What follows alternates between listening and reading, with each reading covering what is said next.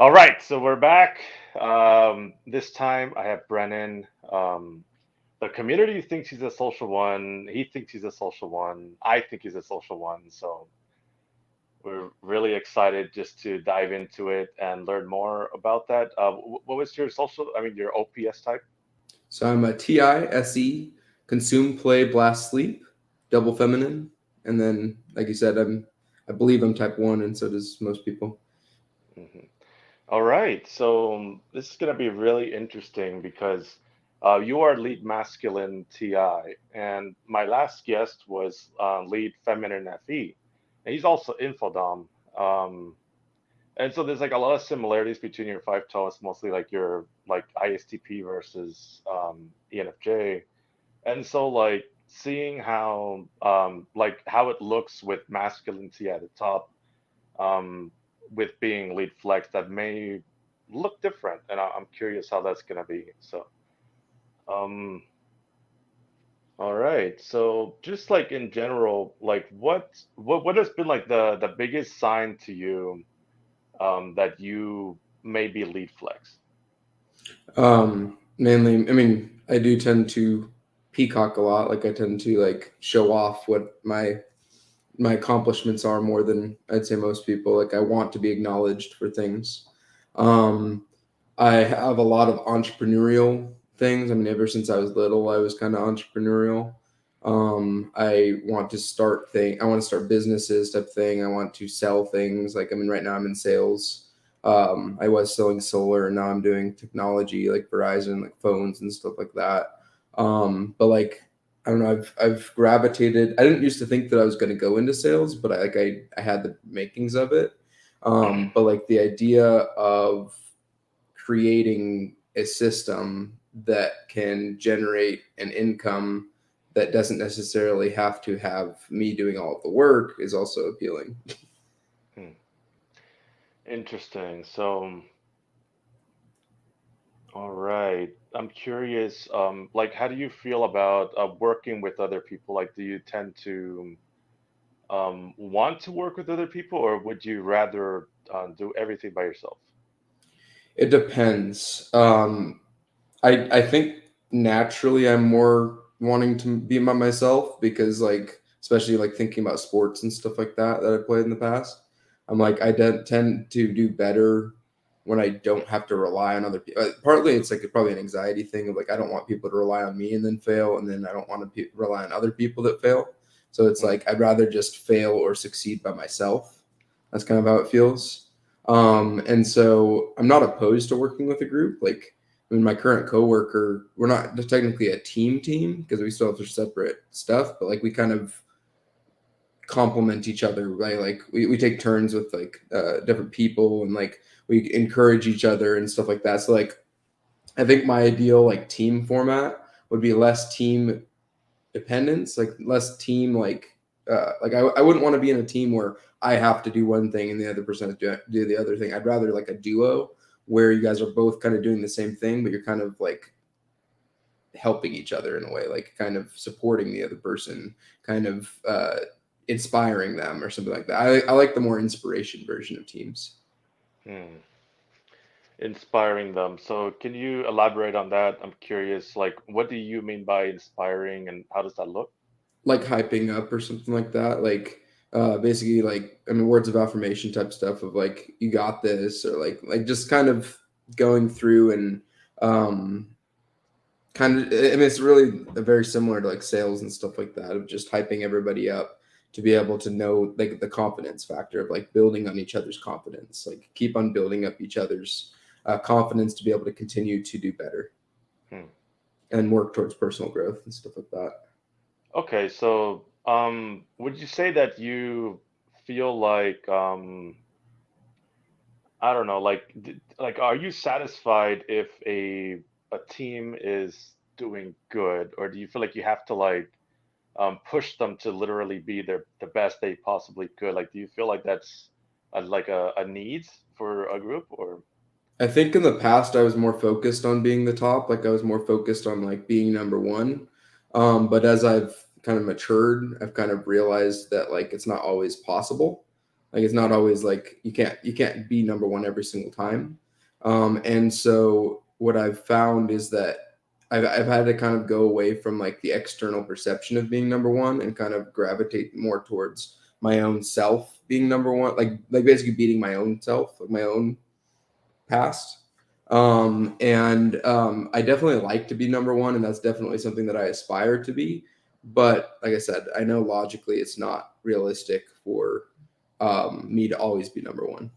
Like I know, like I mean, I've known that growing up, like sports and stuff like that. I was always like number two or three or something like that. It kind of made me mad, but I had to kind of just accept it in a way because if I continue to only focus, if I only give myself a pat on the back if I won, I would never get a pat on the back essentially. Hmm, interesting. Okay. Um, do you think that like, well, I'm curious. Do you have friends that are like in general, do you have friends? I have friends, and I mean, it used to be. It goes in phases. Like I'll have phases of time where like I prioritize friendships more, but I'd say in general, especially as I'm married right now, so like that's my main like companionship right now. So I think it's a little bit different than how I used to be because I'm kind of like I'm more I in the Enneagram, I'd be described as sexual, and like my like there's a sexual, social, and self-preservation. I would say I'm more like sexual and self-preservation. Social is like one of my last things of like kind of extroversion type of thing. Like I'm extroverted with my goals, but like my internal my desire for socialization is more practicality based. So like I kind of identified with Tom Mm, before, where he was talking about like how people kind of want to spend quality time with him, and he's like, well, why are you wasting my time? It's like I kind of identify with that because it's like mm-hmm, if I'm gonna hang out with someone or talk to someone, I want there to be like a goal as to why we're doing that. Like I don't really like, especially with since I work like 45 hours a week, so it's like I have limited time that I can spend on different things, and so mm, it's like back when I was not like there was a time when I was like basically unemployed, like back in high school and like college and stuff like that, where I was like basically unemployed, where like I had that desire to be more social, but that was more out of boredom. That was more like I didn't have anything to occupy my time, so I just like needed socialization to cure my boredom. But now since I'm more fulfilled in my expenditure of energy, I tend to be okay with not always socializing with people, especially since I have my wife, who's like my primary person that I socialize with. mm. So I really only need like one or two people to socialize with. I do like to expand, but I don't like to be like I don't like parties type stuff. Like I don't like going to parties. I don't like. I mean, I'm info dom, so I mean that kind of makes sense. I'm curious though, like, do you swing into like a state where you're like just suddenly just talking to everybody and trying to party and like trying to do that ever? Yeah, I definitely have my party moments. Like I'll have my moments of extreme extroversion where like I'll just go out and kind of do whatever, but it's less common than just me wanting like I'm not like when I'm around people, I'll be extroverted, like I'll be talking to them, but it's not like a natural it's not something that truly fulfills me. It's more of like a duty kind of thing. Like it Mm, feels more like a duty than a actual like pleasure to me unless we're actually talking about something that I'm interested in. So like if I'm socializing with people and we're like talking about things that are really cool to me, then it feels like I'm having fun. But if like, I think that's the difference between info and energy dom is that I'm more focused on like talking about the things and going through philosophy and all these different concepts and stuff like that. But if it's hard for me to just vibe or whatever with other people. mm. Like it's draining to me essentially. Like I can do it, but it's like it's not it's not really fun to me. Like it's more like just an obligation socially. I'm really curious on this one as well. So like, um, and maybe like being an IP may influence this, so I'll have to like try to weed that out. But do you ever like want to make a friend and like you're trying to like get yourself to do it, but because of like the flex of our friends, it's like you stay like serious and like strictly business, and it prevents it from being a thing. Like, do you relate to that? Yeah, a little bit. I have like, I mean, I tend to separate it out. Like, I mean, I think it's like more NI of like different types of like reasons why I want to be somebody's friend, right? Like, there's some friends that I like connect with on like a fun or emotional level. Like, there are friends like that where it's like, oh, this person's fun to be around. I genuinely enjoy this person. And there's other people that are more strategic where it's like this person has common interest to me. Let's build off of each other. And then there's other ones where it's like that person could be a business connection. That's more like the surface level stuff of like just like kind of strict keeping it business. I tend to have a problem with like maintaining more boundaries though, because like I tend to be more of an open book like with things like that. Because it's like as soon as somebody like proves to me that they're a good person, I'll instantly start sharing a bunch of stuff that I Hmm. probably shouldn't be sharing. Like just like I kind of just go too deep into the into stuff like not weird stuff. It's just more like if they ask me something personal, it's going to be hard for me to not respond to that and say something somewhat too personal. Hmm. You know what I mean? Like I'm not going to just randomly start sharing a bunch of stuff that I don't want to share, but it's like if they ask me, then I will. So it's like I'm pretty Yeah. easy to get information out of essentially. Hmm. Interesting. I mean, that's probably like the IP part. Um, because like all IPs do that, Yeah. Especially Decider. So let's see. Um, all right. I'm a glass lizard apparently. Yes, you are a glass lizard, and you have masculine sleep. Last. Mhm. So, and sleep is supposed to be tied with flex. Like part of flex is, showing off your like what you've built for yourself. Yeah. So I'm curious, like, do you feel like flexing is like going against your sleep last? Can you rephrase that? Like, do you feel like when you do have to flex, is it um like making you dip into sleep, or do you feel like it's going like against your sleep last wiring, or like how does that? I mean, I think I don't fully know. Like, I mean, I don't fully know how to answer that. But like, I mean, socially, I tend to, especially in business contexts and stuff like that, I'll tend to be more surface level flexing of like just like flexing information, knowledge. Hmm, Uh, I'll over, I'll overhype my accomplishments and stuff like that. So like I'll talk about things that are like I felt personal gratification towards, but like looking back on it, they're like not compared to some people's accomplishments, they're kind of not that great. hmm, But like I'll kind of like hype those things up and like try to become more of an expert. yeah. But I mean I don't know. I don't really know how Hmm. that relates to my because I'm still exploring NT sleep what that even is because like I know the basics of it but like I feel like I don't have enough details to truly understand it. Well, I think I may be able to explain it. So like just in general, NI sleep, it wants to come down to a base abstract pattern that explains everything. Um, Yes. so like putting it with TI, I would think that the patterns that you're narrowing down on are like about how things can work better next time. Like maybe you have to follow this philosophy, or this um like narrowed reason to achieve success next time or something like that. I'm just kind of guessing there. Yeah, no, I definitely have a strong. That's part of the reason. Originally, I thought I was like an ENTP or something like that at the very beginning. Which I mean, it kind of makes sense because I'm technically a glass lizard, so I'm technically like look like an EP. Hmm. So it kind of makes sense. I think it's also have to do with like mixing MBTI talk with OPS. Like it's different in a way. Like a lot of the definitions are a little bit more like there's a lot more. Like I had a lot of stereotype type uh, understanding of the functions. Like I basically understood it through like what is it called?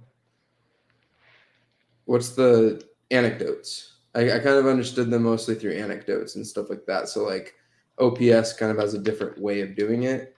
And so for a while I thought I was like an ENTP or an INTP, but then I was talking to um, Ian in the community, and he was basically explaining how like, well, look at what you're doing. You're gathering all this information. You're trying to gather everything. Like you're not gathering patterns. You're gathering like the actual sensory data. And I was like, I kind of thought about it, and I was like, okay, yeah, you're right, because like I'm not gathering a bunch of patterns and stuff like that as much as I would think. I'm more narrowing down patterns. Like that's definitely the NI. And with that, I would say that that's. I mean, I thought my intuition was stronger mainly because it's masculine. I think that's why. It's because I was more aware of it, and so like I have noticed times in my life where the NITI has gotten a little carried away. Like it's like definitely in a demon state where it kind of creates this sense of like one size fits all thing for my life. Like, oh, it's all connected now, but it's like it's not actually connected. Like it's a false association with things, or like coming up with the wrong conclusion um, based off of what I understand. And so it's like for example, I went through this weird like I went through this weird like feeling a couple months ago, like back in like October or something like that, where I was like getting really into like holism and stuff like that, like really like abstract, like Hegelian philosophy type stuff, where it's like thinking about like spiral dynamics and all this stuff. And it's like, yes, that stuff is fine, but I started like obsessing over it. Like, and I think this is like a common thing with a lot of my interests is I'll obsess over it, and it gets kind of unhealthy because I'll get into like this weird headspace where I almost embody that thing. Like I almost like try to like put myself completely in the like I almost try to like put that as my identity. And I think that's the TI, along with the Yeah. NI, is like it becomes the concept itself almost takes over my identity when I'm trying to learn it, and it's like I'm doing method acting with a concept. Hmm. So it's interesting. I went kind of I had kind of like a paranoid freak out when I was under a lot of stress when I was going through that of like existential dread or something like that of like what's going on here. And I thought like I was kind of going through like what some might describe as mania, but I have never experienced that before, and I still haven't experienced it again since then. So it was like a mild psychosis at the time, where I was like going through this weird like extreme embodiment of relativity. Like I Yeah. was kind of like thinking, like I kind of lost my sense of. I don't know if it was more NF, maybe it was more NF, but like Hmm. it was. I kind of lost my sense of logic almost and my rationality for a while, and I was kind of just going into this. Well, this is just gonna plan out. I kind of went with like this weird. I had this weird like NI thing where it's like, oh well, I know what's gonna happen. It's just gonna happen like that. Like we don't have to worry about the logic. It's just gonna happen. And I think and that might be a more NF blast if I'm thinking about it now. Mm. That's interesting. Yeah, I feel like with Savior SE, we can have like states where it feels like I feel like with Demon and I, our fears that we're crazy, because like it doesn't matter how much we try to understand things, we're still going to like be wrong about certain things. And so it's like whenever we are wrong, because it's a demon, we're afraid that that means we're crazy.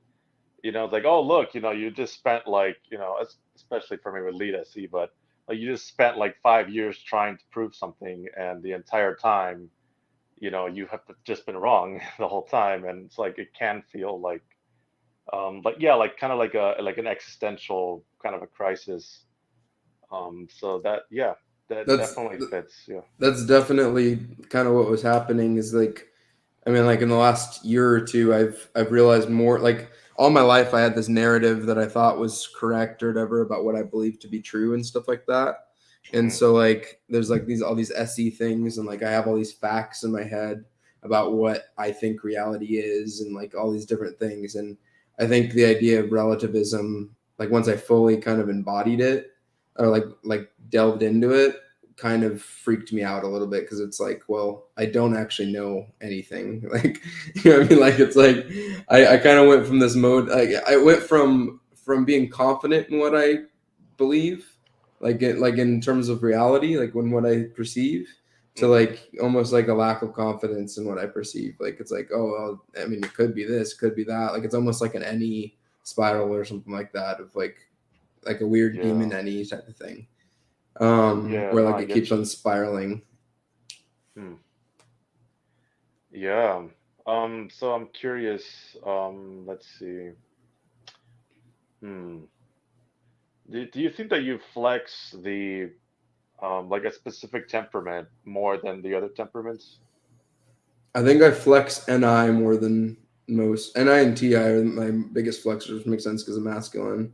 I feel like I flex my, because I don't brag about my social skills or anything like that. Like, I that's like more like my SF play and my and like maybe NF blast or something like that. But yeah, no, I'd say I flex a lot of my consume. I flex a lot of my like my facts that I know, like my ideas, my and then like my systems that I've created or consumed. Hmm. So like I flex a lot of more business related stuff. I flex the future a lot. That's what I've noticed, that I'll flex like what I have planned out rather than what I actually have in the present. Interesting. That's kind of what I mean when I'm saying I'm flexing and stuff like that, things that aren't necessarily like as big as they are, because like I'm kind of flexing the steps that I'm going into something. Hmm. So like a lot of the times I'll like, I mean, like I was so and I set on this like vacation real estate venture that I was going to do, and then I realized, oh, I didn't plan it. I didn't. My plan didn't go to plan because I didn't have as much money as I thought I was going to have at the time, and so I thought I Hmm. was going to be able to be investing into this Airbnb situation, and I was going to be basically going towards the path of never, not having to work again, and like, well, like having the flexibility to not have to work. And so like I have all these different weird goals that I in my head, they seem so clear, like they seem so like easy to attain. But then in reality, when I'm actually doing things, it's a lot slower than what I picture it. I think speed is a better idea of it. Of like my brain tends to think that things are going to go a lot faster than they really do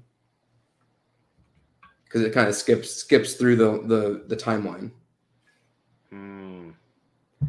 I wonder like how the feminine sensory ties into that. Like, how are you seeing the feminine sensory? I'm curious. Like, how are you um like when you're gathering sensory, are you responsible to make sure like it's like really like exact, like exactly what is there, or like how like is it different than that or? It's kind of weird because it's like I can't tell if it's my SE or my TI sometimes. Like I can't tell the difference between them sometimes. It's like because like all my life I was kind of correcting people, or like I was like, I think that's more TI, of like basically like if somebody says something that I think is wrong or that I know to be wrong, I have an instinct to correct them because like there's like this irrational fear that if I don't correct them that somehow uh they're going to be worse off in life or something like that. Um, and so like I try to like kind of force the knowledge on people, or like I try to force the I'm very forceful with the knowledge basically. Hmm. But at the same time, as I've grown up and like as I've hit my 20s and stuff like that, I've kind of reduced that a lot. Like I haven't really been correcting people lately. I mean, it's also developing FE and stuff like that, of like being able to know when it's going to be beneficial to correct someone and when it's okay to just let them believe what they want to believe. And at the same time, mixed with that, I also have that realization that not everything that I know to be true is necessarily true. It's just a perspective, or like just a notion. So like I could be wrong about what I'm saying. So like I've kind of had to humble myself with my own logic and stuff like that. Hmm. So then with the facts, like is there a difference between knowledge, like the knowledge when you're trying to correct people on knowledge? Is there a difference Mhm. between that and facts? Yeah, I would say that I'm less focused on facts. Like I texted you that I was messaging you this. I'm less focused on facts than I am on logical consistency. So logical consistency is more important than something that's like considered fact because to me, and I think this is the feminine SE, to me, most facts are debatable. Like you know what I mean? Like most things that we believe to be true can be deconstructed, and it's like how do you even know that, like how can you truly say that that's a fact? And then obviously this is not like not for everything, like obviously there's some things that are like more clear to me that are facts than others, but there is definitely a lot of it's more what makes sense to me internally is what I value more than what is considered factual by the majority. It's more subjective to me. I think that facts are a little bit more.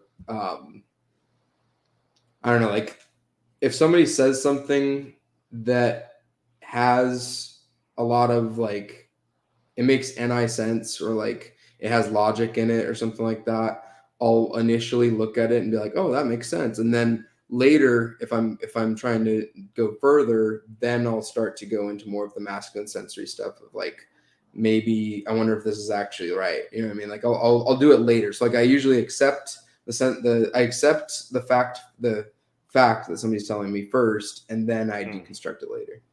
So it's like, mm, I mean, I guess that's SC first and then NI. Um, yeah. but it's like I am. I used to be a lot more hard on it. Like I used to be a lot more like when I was younger. I used to be a lot more like, oh no, that's not true. This is this. Like I used to be like very like I used to be Mm, very. I mean, people would describe me as black and white, and like I kind of mm, understand that now why they thought that because it's like I was very rule focused when I was really little. Like I was really like focused on like, oh, that's not right, that's not right, and it's like all based off what I was taught by like my parents and stuff like that. I grew up in a Christian household, so like there's a lot of stuff that I kind of misinterpreted as I think extreme. that's more the TI, like Yeah, right versus wrong, right rather versus than the wrong. SE. Yeah. Yeah, yeah. Hmm. Incorrect, correct. True or false. It's interesting because like everybody says those words at some point, but they use like they mean it differently. Hmm. Um, so, hmm, Well, because like, yeah, I mean, I would just there's just random things that, like I thought I understood something, and so like I would just correct people on my understanding of that, and so like for like it's just a random detail, but like I remember when I was like 5 or 6, I remember somebody saying that they were talking about like the Jonah story or something like that in the Bible, where like Jonah gets swallowed up by a fish, and like I think they said like he got swallowed up by a whale or something like that. And I was like, no, it was a big fish, and I was like really like I was like getting really like agitated on the specifics, on the semantics of what they said. Because like I was like breaking it apart in my head. I'm like, no, a whale is a mammal, and I was like doing all these different weird reasoning things, and I was like getting super triggered over the smallest detail of something that they said. hmm, yeah, interesting. Okay. That was All like young right. Brennan though. Yeah, I hear you. Okay, so like there was a comment here, Lake's talking about how you were like flexing about your future goals and plans. So I do want to dive a little more into that here, um, because flex is associated with creating like objective goals for yourself Mm. that you're like actually gonna like go after, like the objectives of it. And so when you are flexing your goals and your future plans, um, like I want to parse out the difference between like that being from your NI and that from your flex. Um, so when you say future goals, what do you mean? um I mean that it can be anything. Uh it can be the Airbnb thing, like future financial goals. It can be like going. I mean, it's literally anything that I want to do in the future. Like I have this. I have a very strong NI path of like where I want to go, and it's changing. It changes over time, but like I kind of have this like I kind of have this path in my head of where I'm going to be in a certain amount of time. So like I have like these different goals, and like they're not always realistic, as I found out in my 20s and stuff like that.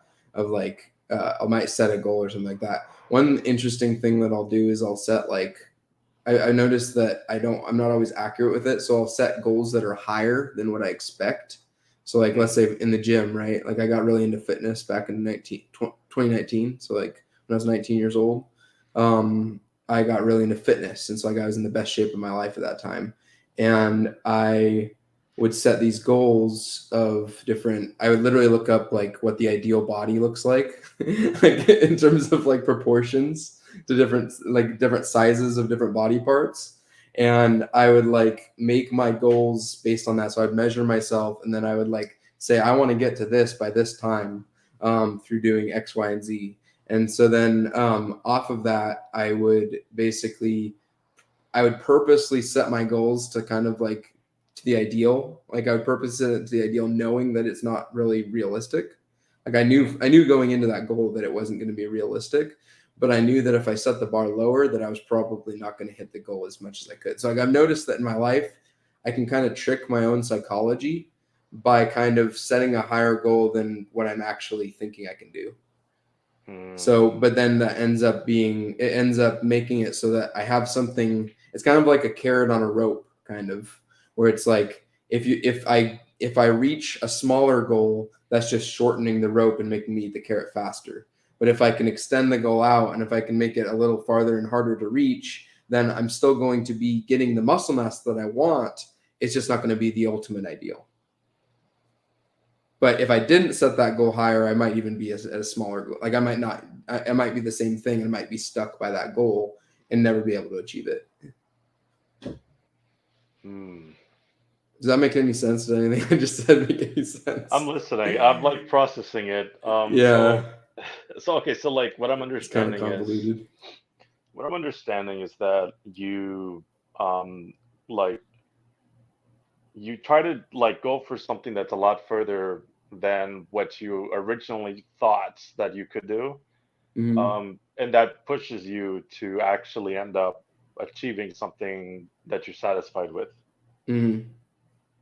Well, because like let's put it in ST terms. Let's say I wanted to lose let's say I wanted to lose 10 pounds, right?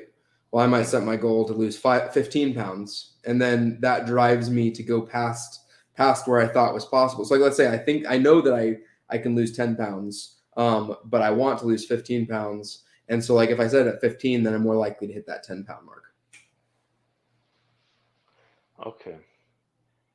That's interesting because you do have masculine sleep, so I'm curious if like um okay, so like I've heard that just in general ones and twos they tend to put more pressure on themselves to achieve things, and that it's actually coming from the responsibility. Mm-hmm. Um, because like you have to like put pressure on yourself to maintain the load of the responsibility. So like you're carrying a lot of weights in terms of tasks and things that you have to do. Um, and so,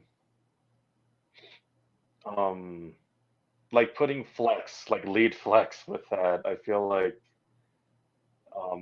like you are putting pressure on yourself, but it is to achieve like a new like record, I guess. Or are you thinking of it in that way? Are you thinking of it in terms of like, oh, there's like I want to hit a record, specifically a record? Is that part of this like the psychological tricking? Yeah, I would say that's part of it. Like trying to break a new achievement, unlocking a new achievement or something like that, of like trying to get to a new level. I mean, I think at the end of the day, most of my stuff boils down to like self growth and stuff like that. Of like, how can I be the best me that I can be, or something like that. Of like trying to improve myself so that I can help other people, type of thing. I mean, that's the end goal for me. Is like my end goal is to lean into that NF blast stuff, and Mm, because like my lifelong goal. I mean, I didn't formulate this that long ago. It was about a year or two ago that I kind of decided that I want to kind of work towards this. I want to eventually open a nonprofit. Like once I have all of my investment goals met, like once I feel that I can kind of not have to work anymore, and they have like full time, like full free time to be able to do whatever I want. I kind of want, I think one of my ideas is that I want to open a nonprofit where I do basically free life coaching for people, of like Mm. helping them like kind of orient themselves towards their strengths and weaknesses, like be more aware of them, kind of similar to the OPS type of stuff. And I'd probably integrate something similar to OPS into it. But I kind of like the idea of doing that NF blast of inspiring people to be the best that they can be. And going into that and kind of just, especially young people, like specifically my target market would be like high school and college age kids. Like that would be like the areas that I would want to kind of target and like give them kind of a NI path that they of themselves. Like not, I'm not going to create the path for them. I'm going to simply extrapolate that path out of themselves. You know what I mean? Like I want them to create their own path, but I want to inspire them and help them connect those dots to be able to get that path for themselves. Even if that path isn't necessarily 100% plausible, I want them to be able to at least have something to work towards.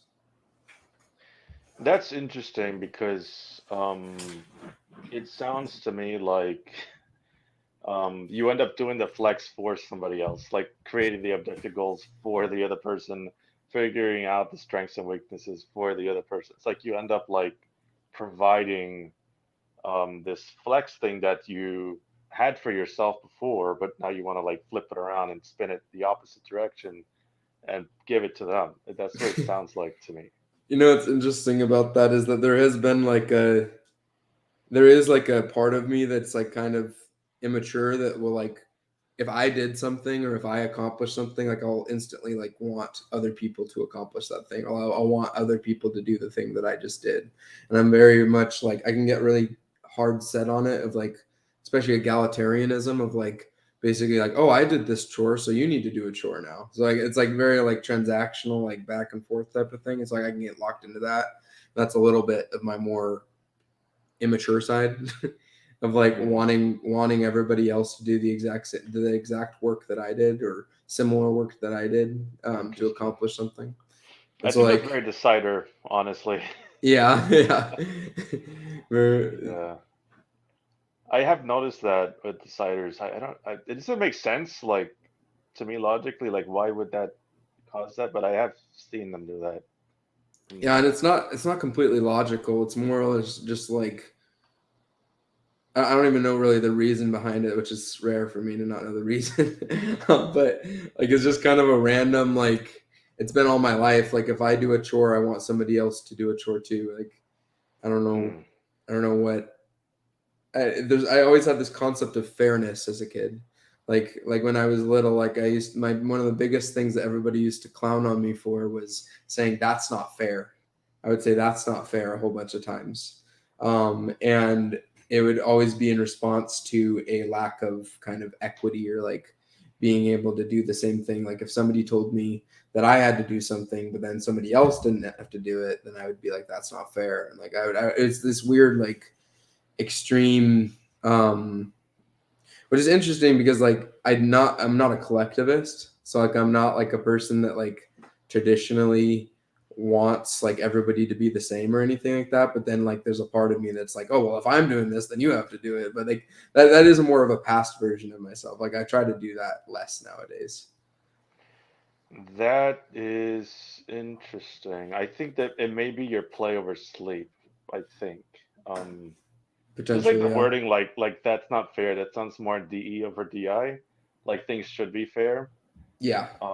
But I think like yeah, I mean because you are a glass lizard, you're technically you will look like an EJ sometimes.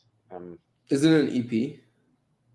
EJ, because you have FE in the bottom, and since FE is double activated, anytime Oh. that you use FE, it's gonna look like ENFJ FE, not Oh, ESD okay. FE. Yeah. That makes sense. That makes sense. I mean, it also makes sense because like I was raised by I think both my parents were EJs, or at least had an appearance of an EJ. Like Mm, maybe one of them was a glass lizard. Maybe my dad was a glass lizard, and was like really just he was maybe an IP, but then proposed like an idea. But they both seemed like masculine. Well, my dad seemed like a masculine extroverted decider. That's like what I gathered of him. I've typed in multiple times of like thinking I'm thinking like TESE, like that's like my top guess for him. There's like an ENTJ with TESE or something like that, or maybe even he could even be some kind of masculine FE or something like that. Like, but definitely masculine, extroverted, deciding, and like EJ energy. Like Hmm. both my parents had EJ. My mom was more like the traditional ESFJ type of like very nurturing, very like extroverted, very bubbly, very like, oh, I'll help you. Like she's literally like the sweetest person in the world, type of person. And so like I think it's more like like I think it's like more double feminine SF play type of thing, or like NF play maybe. But like she definitely they're both they both embody the archetype at least. Maybe they might not actually be it, but they both embody the, like the persona of the EJ. Hmm. They were very focused on like appearances, which is kind of different from me because I was less caring of that stuff. I was like I didn't really care about like how I was perceived by people until later in life. Like it wasn't until I was like in my late teens, early 20s that I started even caring. Hmm. Like I cared. I think deep down I cared, but like I wasn't aware that I cared at least. Hmm. Interesting. That's interesting. I kind of relate to that, like not caring about how you look until later. When I was younger, I mean, even though I'm lead SF, I'm an Mm-hmm. ESFP. Yeah. I did not think about that whatsoever until I was like about 19. Yeah. Same. Um, yeah, and then suddenly, like because of college and like being around like older people that care, like always, like I feel like a lot of people in college in general, they care more about how they look than people that are younger. I could be wrong. I No, could be I think totally that's wrong in true. I that. think that college has a different level of SF play and stuff like Yeah, that. absolutely. Like it like evolves to a point where like you can get your way if you look good, um, Yeah. to some degree, you know. It No, does it's 100%. factor into your success. I guess that's what I'm trying to say. It's a So hundred yeah. percent true. Like I didn't believe it at first, but then like I when I went through my weightlifting journey of like being getting like basically the best body I've ever had. Like right now I'm not in the place that I want to be. But like Mhm. I'm also not at the worst I've ever been. So it's like I'm kind of in the middle right now. But like back when I was like truly like dedicated to it, I was in the gym like 6 days out of the week and like I was like always on top of it. Um Mhm. I was taking and I kind of I compounded everything, right? Like I compounded all the SF in 1 year. It was kind of like between ages 18 and 20 is when I kind of was working on it. Mhm. I compounded all the SF into one little category. Like I had like clothing is where I first started. Like that's where I first started looking up. I started watching videos on men's fashion. I started watching videos on how to appear better, like how to improve your appearance, how to and then I also looked into charisma stuff. So like I watched Charisma on Command. I was like Mhm. watching like how to be more likable, how to not be an outcast, how to do these different things. And it's like I kept on compounding these different things, and then I combined that with my weightlifting journey. So I combined all these different things, and I 100% noticed that with all those things, with clothing, more charisma, and more and better body and figure, I mean, it also improved my own confidence too. So I'm sure that had a factor with it too. All of that compounded to make people that didn't respect me before respect me a lot better, which was kind of like I was like I didn't really care about the people that didn't respect me before, but it was interesting because like I was on the swim team in high school. Like I did competitive varsity swim and I also did like club swim for like 6 years.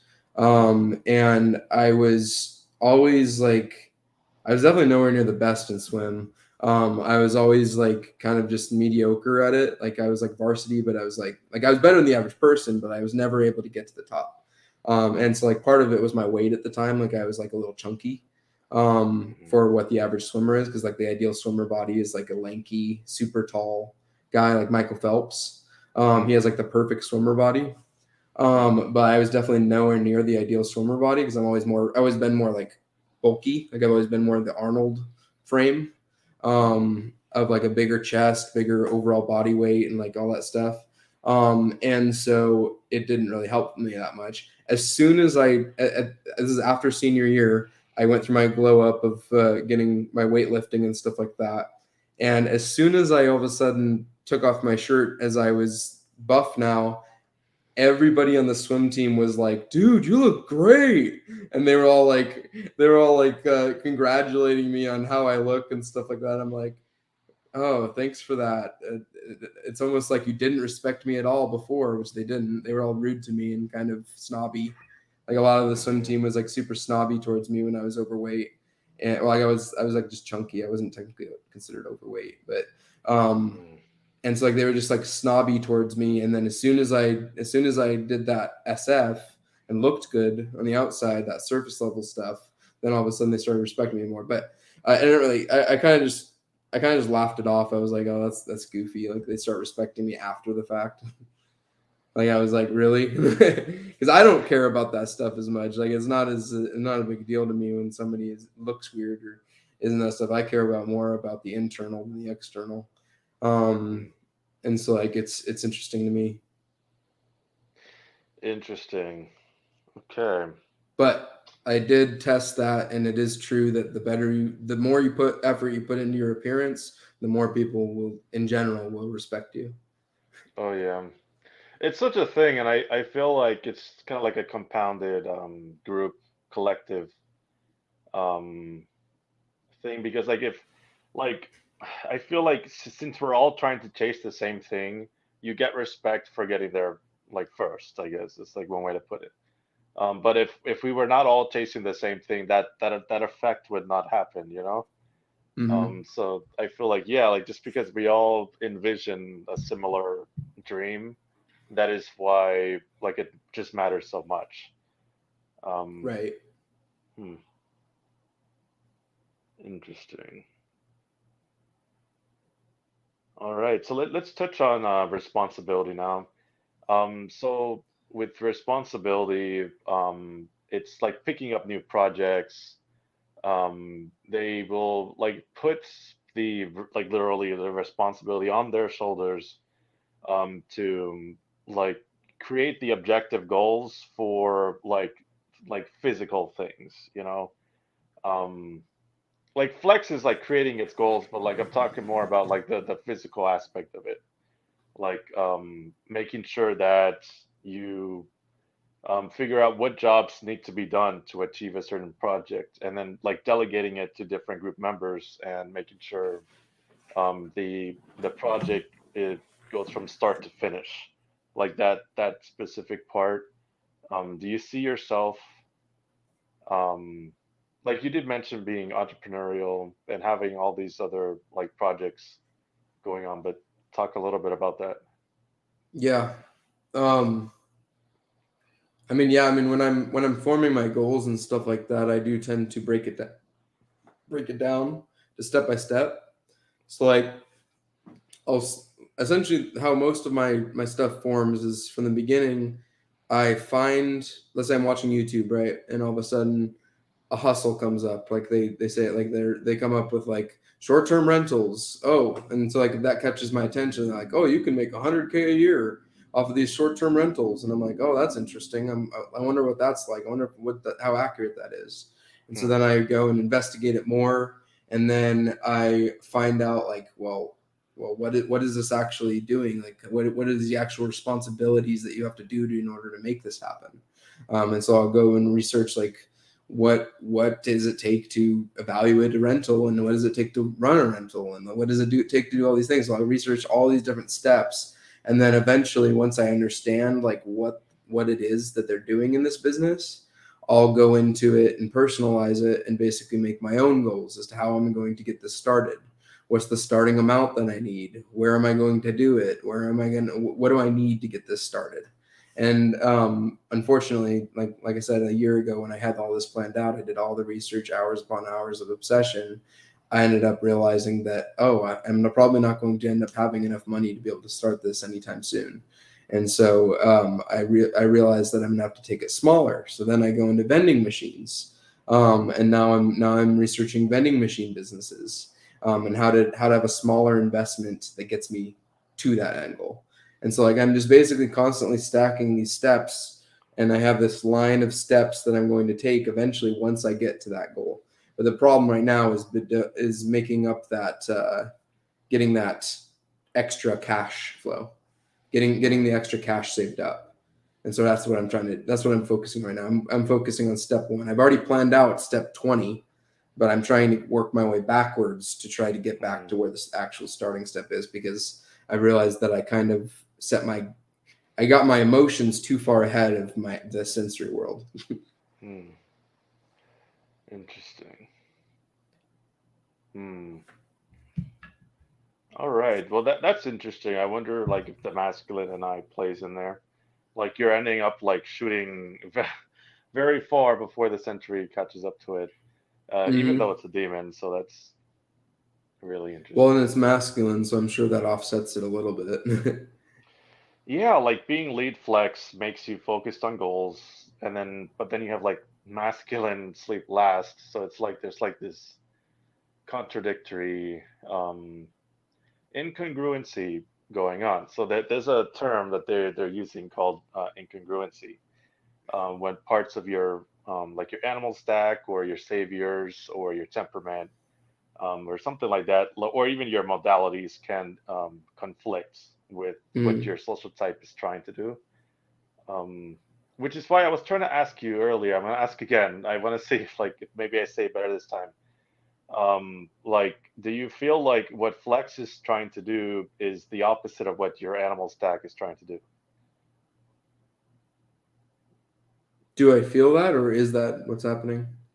Like, yeah, like, well, when I say feel, I mean like based on what you can tell of your own behavior or from looking at yourself, does it seem to be true that it is conflicting That my social type is conflicting with my weaknesses? with your animal stack? Yeah. Um, I mean, kind of. I'm kind of seeing it. Um, I mean, I guess it could make sense if NT sleep is double masculine, because like I might think that I'm really good at it, or like I might be like really aware of it, but then it's like not. It's kind of half baked or something like that. Hmm. So that's kind of probably where I'm getting like it, because it's formulating those plans, like those step by step, and like along with like the grand vision of where I could be. Is that NT sleep? Mm. I feel like NTC is more like you're narrowing down on what role that you or identity or role like you want to be. Mm-hmm. Um, yeah, you're like it's very clamped on. Okay, well, I want to be this like specific identity, Mm-hmm. and yeah, yeah. Well, and that I think that's where I'm putting my identity into concepts. That's where I end up getting trapped. Is I will lock myself into one archetype, or I'll lock myself into something. And I think that's part of why I was so confused about my type at the beginning of like, why am I not an ENTP? And like I don't feel like my identity is very defined in me. Like I don't have like a super well defined identity. It's more of like it can honestly probably change from day to day, year to year type of thing. Like my identity is not something that's super hard set, I guess. Like I Mm, would I would say that I don't even know if I truly know what my identity is. Like mm, it's kind of varying from day to, like it varies depending on what I'm doing. But I'd say that the majority of the time what happens is I'll put my temporary identity into whatever I'm researching or whatever I'm obsessed over. So like if I want to be an entrepreneur, I'll put my identity in entrepreneurship. If I want to be I don't know, if I want to be a philosopher, I'm going to put my identity in philosophy. Like all these different things. Like I tend to try to, like I said, the best way I can describe it is like method acting. You know that, like where you like fully embody a role. mm, And so like that's kind of how I feel like when I'm trying to go into those things, and maybe that's from like a lack of identity and innovative self, of like not really understanding, because like people will I've always found it interesting how people will have like an identity that they like hold on to, like that they like constantly have.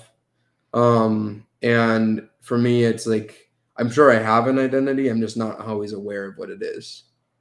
I guess the biggest identity that I have is like the intellectual or something like that, of like wanting to be like the philosopher or something like that. That's like I guess that's the only thing that I can come close to saying is my identity, of like wanting to be like identify with an archetype. But I don't know that I have a fully like uniquely defined specific identity. Is Hmm. that FI? Is identity more FI?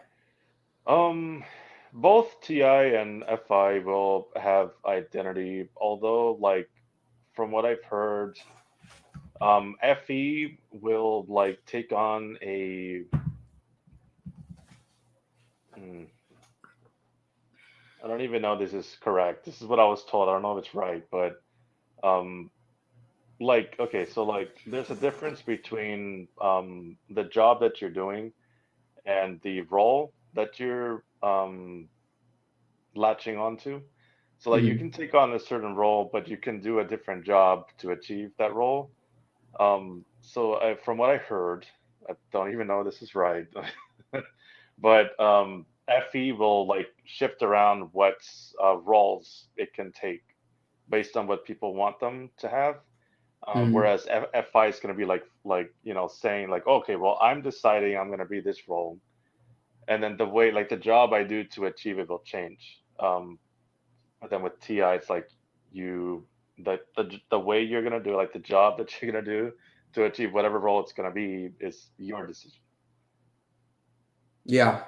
Yeah, that's interesting. Yeah, because I don't really have a defined constant role in my head. Like I don't really think of myself as being one thing. I kind of have like it like you said, it depends on who I'm around. So it's Hmm. like I might like I have like a general sense of who I am, like that's separate from the things, but like it's not really it's kind of more abstract. Like it's not really like a truly like it's not something that I know how to define essentially. Hmm. It's not something that I can put a word to or something like that. Like I know myself. I can all I can use is the word to self. Like I know myself. But like I don't know a true like I don't know exactly the role that I play all the time. I mean, I guess if this might be it, but in socially, I would say I tend to play the role of the ENTP, or like what I understand to be the ENTP, of like basically questioning things or creating a sense of playfulness. Like I like the ENTP playfulness archetype of like basically going out and kind of kind of like playing with new ideas and basically showing people kind of the ironies of life. I think that's kind of like the role that I tend to like the most. I tend to like that role of like kind of like pointing out the emperor has no clothes type role, of like Hmm. pointing out things that people don't really tend to acknowledge, um, in a sense. And then maybe the role of like the philosopher, like the intellectual, is the other one that I would tend to play.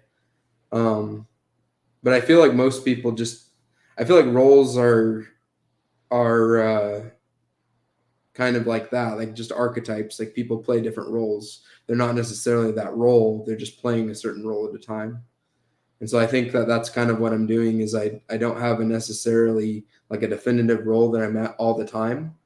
Like I'm not this one role all the time. It's more like I have different roles that I play within the society. Hmm. Like a does that make sense? Yeah, like you have multiple roles, Mm-hmm. but what is that based on? Like the person next to you, or like what society says, or like I think it's a mix of both. It's like a mix of what I want and what society wants.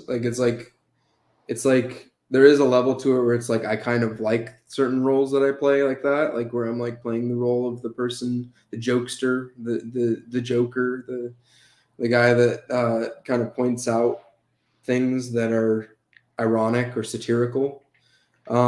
Irony is a big thing for me. Like I like irony a lot. Like that's one of my biggest like things that I kind of work with, and it kind of bleeds into all of my humor style. Is like all of my humor is like mainly sarcasm, wordplay, and irony. That's like the three biggest things that I use in my humor.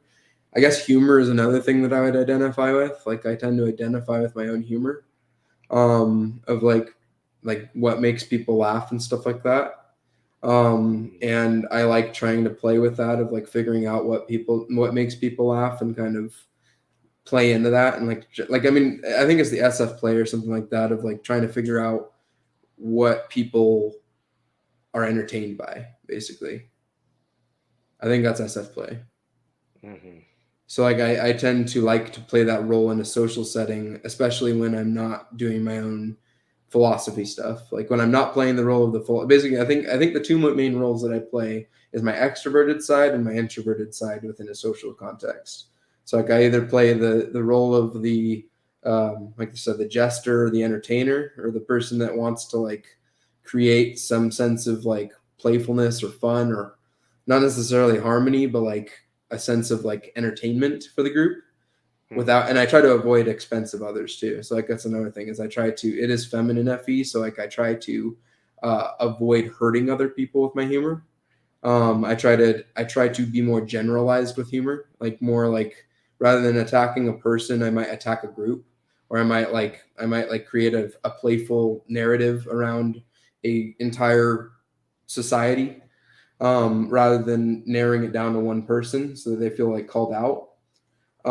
And so like I guess I mean, yeah, I guess that's like more extroverted role is like closer to the ENTP archetype, and then my more introverted role is more of the INTP, ISTP, INTJ type area where it's like I'm mainly just talking about philosophy or self growth. I think right now I'm probably more in that introverted area right now. Like if I were to say, Interesting. So I'm curious, do you flex on both the extroverted and the introverted roles? yeah, yeah, because I flex. I mean, I think what it is really just ST consume versus SF play. I think that's what it is. Now that I'm thinking about it, my ST consume is more of my intellectual nerdy side, and then my SF play is my playful Joker type. So I Hmm. think that's what I'm really grappling with is those two animals is kind of how I identify with my SF play or identify with my ST consume. All right. Something I need to know is, Mhm. are you crushing people to the top, and is your introverted role versus your extroverted role doing it more? Introverted role. Can you redefine how? Can you re-explain how you say crush? Can you define how you mean by crushing? Okay, so like, the stereotype for number one is that they will sacrifice like how nice or how approachable people think they are socially to have more of like a competitive demeanor and more like like Yes, do people more dirty, be more rough with the competition and stuff like that. I'd say that I try to be fair in competition because I don't like cheating. I don't like any form of cheating whatsoever. I'm very like, I mean, like I said, I used to be like super rule based, but like in games and stuff like that, I'm super competitive. But I'm going to try to give people the fairness. I also don't like the idea of making things too easy on myself. So like I've noticed that is that like like I'll be playing like I remember playing Call of Duty and getting annoyed at people because they didn't choose the harder gun to use. They chose the Mm. easiest weapon in the game that can just blast everybody and kill them. It's like I would get kind of irritated that people wouldn't choose the harder path. Like I You would give kind of them a get hard time, or yeah, I would just kind of get annoyed with it, and then I might like try to troll them or something like that. I might like try to mess with them to make it so that they wouldn't end up doing that again. Or I might just play it where like I just grab the most OP gun and then show them how it feels. Like I'll just shoot them over and over again with the OP gun. But like I've never liked situations where people either cheat or exploit in a social setting. I think exploiting within like a single player game is fine, but like multiplayer games, you should not be exploiting things. And maybe that's just the FE versus the that's probably the FE of like I don't like it when people try to break rules to get ahead in the context of a group. interesting. That's interesting. I've heard a lot of people say that already, that are social ones. Hmm. I like playing by the rules because it makes me feel like I'm doing things right rather than the easiest way possible. And are you like provoking people to be more of a competition? Sometimes, yeah, especially if I find somebody to be passive. Like if I find somebody to be passive, like say I'm playing a board game with someone. If I find somebody to be passive, I'm going to try to subtly get them to be more competitive. Sometimes I'll literally give people competitive advantages if I feel like they're playing too easy.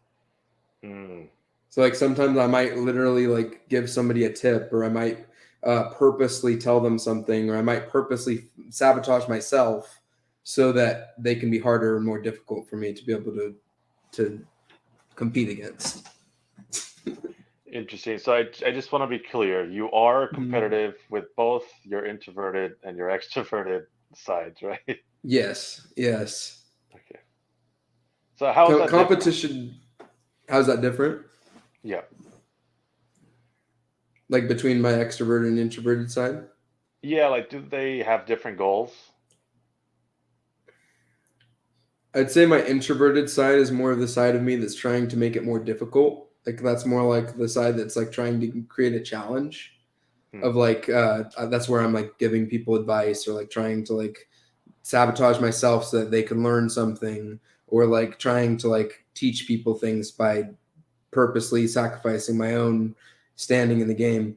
I think that's more my introverted side. My more extroverted side is the getting annoyed at people for not following the rules, trolling them, creating competition, kind of smack talk in a more. I don't smack talk in like a super aggressive way, but I like to like do playful banter. I like to Hmm. do banter and stuff like that with people. Interesting. I don't like smack talk that is just purely aggressive, that doesn't tend to lead to a group laugh. Hmm. So like essentially, if I'm only making myself laugh, I don't really find that as good. I mean, I'll still like there are things that like will only make me laugh that I do find funny, but like in general, my goal is to make everybody laugh. Hmm. I see.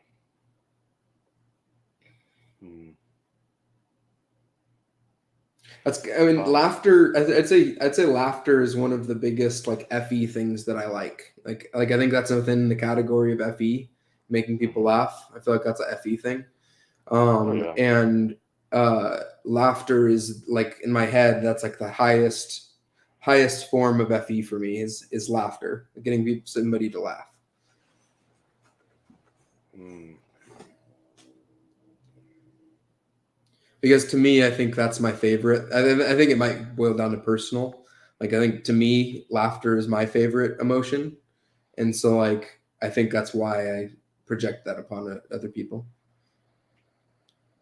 Interesting. All right. So I guess well so okay, so this laughter thing, that's part of the FE. I'm curious if you okay, so like let me frame my question this way. So supposedly our demons stack, like our demons from our 512 type stack with our demons from our social type. So having friends last and also having FE last, I'm curious if like you see them together. Um, What, does can you that say make that sense? again? Okay, so like supposedly, I mean they had mentioned this in some of the Q&As, but like apparently your demons of your 512 type they overlap, like they hit at the same time with your demons of your social type. So like Mm, for example, Jordan Peterson, he's SI last and he's responsibility last. And he's like telling people, oh, you got to be responsible to clean your room and do your SI mm. and stuff like that. So I'm curious if that shows up for you with friends last plus FE. Like I could potentially be getting it backwards or something. Like, do you think you're like preaching to people like, oh, you gotta be nice to your friends or like something like that? I think it's more when I see it. Like I'm not gonna do it until I see it. But like if somebody talks bad to someone, like I'm gonna try to call them out for it. It's definitely a little harder for me, especially since I've been that's kind of backfired for me. Like Hmm. for instance, like I might like growing up, for instance, like my dad might be like trying to he might be he would yell a lot, and so like he might be like super harsh with my little brother and like be Hmm. like really aggressive and scare him. And I had been scared multiple times. I'd been yelled at multiple times in the past, and I might call him out. Like I might be like, "Dad, you're not right with that. Like you can't do that. Like you can't be yelling at him like that. He didn't do what he did is not warranting what you're doing to him." It's like I might call people out when at the last second when there's something like that. But what's happened in the past is that might put me as the target, and so that's where it's gotten a little scarier because like then all of a sudden somebody's coming towards me that was previously aggressive towards somebody else, and that's what I don't like. It makes me uncomfortable. Is when somebody else's goes from being aggressive towards somebody else to me. One thing that's interesting as an example recently of me handling aggressive, conflictual people, because like I would say on in general, I'm less confrontational. Like I try not to be confrontational, but like there is moments where I will get engaged in a conflict. Um, like especially with people close to me, that's like where I find the most conflict. Is like when I'm super close to someone. And but anyways, with the um, an example of a conflict that I was in was I was at Verizon, and this guy, because I work at Verizon, and so this guy came in and he was going to get a new phone and stuff like that. Is an older guy, and our system spontaneously went down. So like our whole system to be able to process anything went down, and I had to tell him, I was like, "Hey, sir, so sorry about this, but our system's down today." It was like the last 30 minutes of the day. It's like it was like the last hour of the day, so it wasn't a huge deal. But it was like he just freaked out. Like he just started freaking out and was like going crazy. And he was like screaming about how, no, this is your fault. I'm like, how is it my fault? Like, how are you going to tell me this is my fault when it's literally a system? It's out of my control. It's out of your control. It is not something that you can be in conflict about. Like this is just the truth. All you have to do is just come back tomorrow and get it. And he just went on this. He just started going crazy and screaming and yelling. Like, and there was that old lady next to him. Like, there's an old lady like in the store that wasn't associated with him, but like she got to the point where she got up and she was like, "Sir, you need to leave. And I told him to leave too. Like I was like, "Hey, sir, I just need you to leave. If you're gonna be like this. Like I'm not gonna serve you if you act like this." And this lady was like, "You're being extremely rude to this young man." And he was like, "Well, you screw you, get out of here." And like he like went all crazy and like just left. And he like started like driving his car all frantically and like almost hit somebody's car and like it was like insane. But I remember that was one of those moments where like I had to take over the FE thing. I had to go into more masculine FE kind of thing of like being like, "Hey, you need to leave. Like I'm not gonna stand for this anymore. You are going to leave." Like I had to be professional about it too, because like my natural instinct is to like kind of throw insults or like do Hmm. stupid stuff like immature stuff, and so like I had to be as professional as possible and just limit my words to, "You just need to leave. Like I need you to leave." Is that was an interesting display of my potential for FE. And here's the part of it that I was actually pinpointing. Actually, as soon as he responded to that lady, like that, as soon as he started insulting the lady that was defending me, I got really defensive of her, and then I targeted him, and I was like, "Get out right now." I was like, and so like it was like it triggered even more of my FE of like you're hurting Uh-huh. somebody who's completely kind, Yeah. and you need to just get out, Hmm. which was interesting because like so yeah, when it comes to those high stress situations where somebody's being bullied, I will take over, and I'll go into that mode. I don't like bullies. I don't like people that are Mm. purposely trying to hurt other people or put other people down like that consciously. Okay, so I have something to dig here. Um, Mm-hmm. so I have noticed that being like a social one, it can kind of masculinize your DE a little bit. And I just like I'm curious, like why is this like happening? My demon and I. I'm like, why would that happen? Like, cause um, let me give you like sensory context here. I was like trying to check, like, is my FI actually masculine? It obviously is, but I'm like, Hmm. let me look at like let me just examine it a little bit. I noticed that with likes and dislikes, my FI is feminine. Like I Mm. really don't have an opinion on anything as long Yeah, like I all I care about is does it make sense and are there good reasons? And that's yeah, it. Like that's my opinion. I don't have that's like interesting. I'm not like latched onto like a specific preference. I just care about if it works. Um so like I'm like okay, well I'm feminine on likes and dislikes. Like for example, like if you ask me what my favorite drink is. I don't know what my favorite drink is. I'll just tell Same. you I would probably tell you that like my ex-girlfriend used to like Coke. Yeah, And so I just kept on having to drink Coke because she drank Coke. And then like my brain would just kind of like, okay, well, let me dip into values, like a sense of values. And because I've had to analyze that situation where I was adapting to her what she needed, that's kind of just the information I'm dipping into and telling you. Um, but that's do not the same as feminine FI. It's just like it looks like it for some reason. are you aware of what you don't like? Um, with values, I am firm. So I know when I don't like something based on values, like if somebody mistreats somebody else, I will Mm. absolutely like take authority and like force that situation to go humanely. That's what I care about. Um, but like, hmm,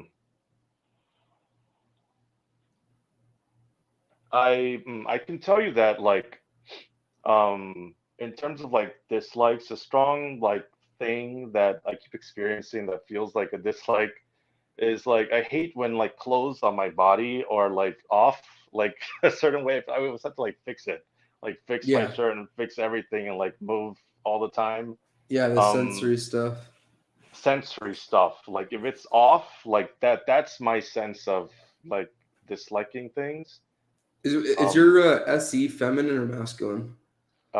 well, I actually had to ask Dave Mm. during the retyping, and he was not sure. He's like, I could watch your videos for hours, and I would not know.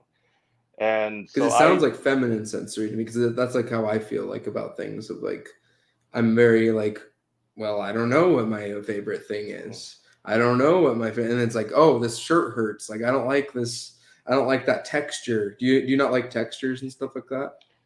well, from what I heard, texture, like being very specific with textures, is masculine sensory. Gotcha.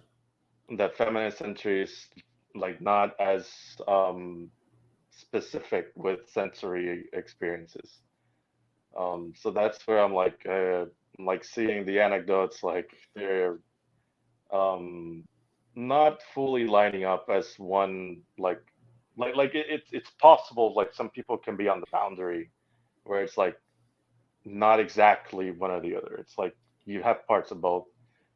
So that's interesting. And then like what I was saying was that when you have social one, it can add those flavors onto your DE where you will like be assertive and masculine DE when you have to and like take authority and not be feminine DE for those situations.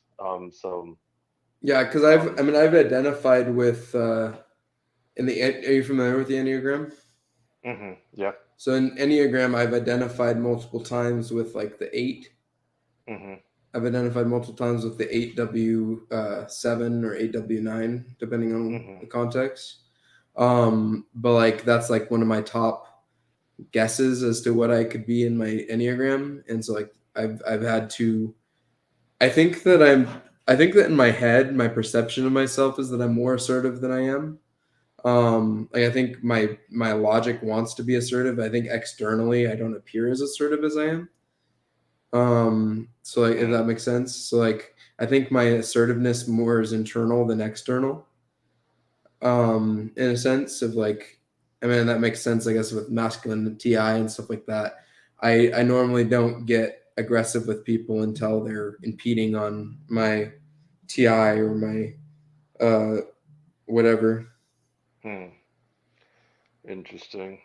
Um, because I meant to ask you, like, do you see your because okay, the reason I brought up like seeing possible like feminine FI like aspects in myself, I wanted to flip it on your side, see like because of being a number one, maybe it kind of blends it.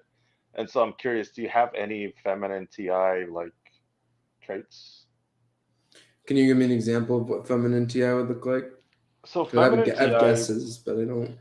to my understanding, because I'm not a beta Mm. quadra, so I'm just like seeing it from the outside, but from what I understand, they will like have like beliefs about things that kind of change. Like you can like today you'll believe in science and maybe tomorrow you believe in religion or like a different thing. Like it changes. Yeah, yeah. I mean, I've definitely had moments where like I've worked on my masculine TI to be more flexible with that. Like I've definitely tried to like it's definitely not something that's natural to me. Like it's not natural to my brain until recently that I can even be relative. Because like in the past, I think I kind of unlocked that feminine TI when I went through that phase of like relativism, Hmm. where I was like, well, I mean, what I believe is not necessarily true, and what anybody else believes is also not necessarily true. And like the facts that we call facts are not even always necessarily true either. So it's like I I definitely, but I think that's more feminine sensory though. I feel like that's more feminine SE. So I don't know if that contains masculine. I mean, I guess I'm gonna think about it. yeah. So you're saying I mean, I guess I'm feminine SE and then TI masculine with my consume. So what is that? Is that that's FM consume, right? so let me ask you, when you say like what is true may change, what like what exactly do you mean by that? Um, like facts wise, like I mean, essentially just compart. I mean, a lot of it is more dialectics. So it's like more like breaking something down into something that is more abstract and harder to pin down in the sensory. So like you can technically take anything and make it a little more. So I'm not sure if it's like 100% that or like I'm not sure exactly what's going on when I'm perceiving it this way, but I mean it's mostly external perceptions that I've come to agree with. So like it's not necessarily my own. It's Hmm. not necessarily my own idea that I think that everything's subjective. It's more like I'm grasping onto other people's collective ideas of what reality is. So that could be it. But mainly, it's just I'm not saying that like facts aren't facts. I'm not saying like there's not things that are more true. I think it's more goes into the existential factor of like, well, yes, we might have consensus on something, but does that make it a fact? You know what I mean? Like, I might see a water bottle and say this is a water bottle, and you might say this is a water bottle, but like in reality, Mm, it might not necessarily be a water bottle, it might just be ones and zeros, you know what I mean? So it's like mm, it's more of just like it's kind of like the simulation theory. That's kind of what it's similar to, of like just the idea that your perceptions can lie to you, and like but at the same time it's like what practical value does that actually have, you know what I mean? It's like how does that actually help anybody? Like sure, like we could live in a simulation and everything could just be a big computer and nothing matters, but like what would that do for you in this present moment, you know what I mean? interesting. Because I've thought of like that's a similar question before, um, like okay, so like for example, a knife, like that is like, eh, hmm.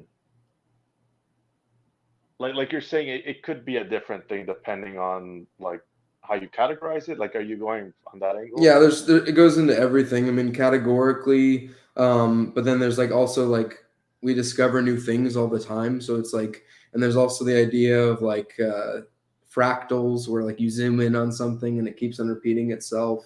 And there's just like, I mean, there's subatomic particles and stuff like that. There's all these different things that end up kind of deceiving our eyes, and our senses are kind of deceptive.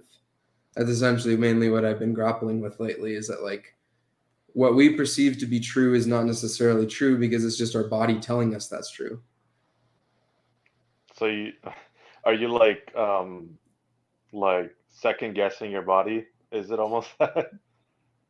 In a sense, it's not. I'm more playing a role in this than I'm like, I'm more playing devil's advocate in a sense with this, of like taking on the philosophy as my own, when I don't know if I fully believe it or not. It's more of like the concept of it.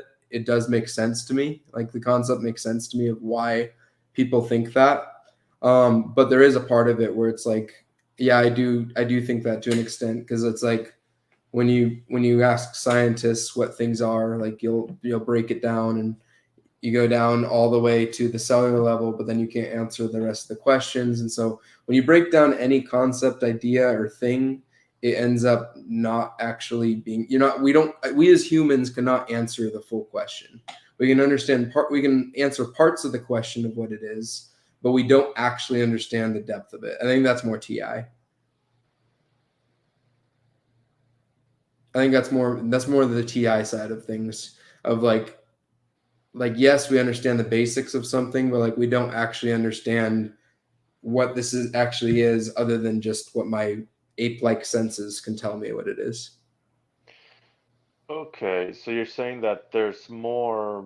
Okay, so like because we don't know what we don't know, Mm-hmm. therefore It's the there's. Dunning-Kruger effect. I think that what's happening is that, I mean, sure, maybe thousands of years from now, if there even is an Earth, thousands of years from now, we could have a completely different perception of what life is. You know what I mean? Like, Hmm. we're constantly expanding, especially with technology, as to understanding and defining things. And so to say that every fact that you run into is a fact is somewhat illogical. It's not necessarily not true in the sensory world.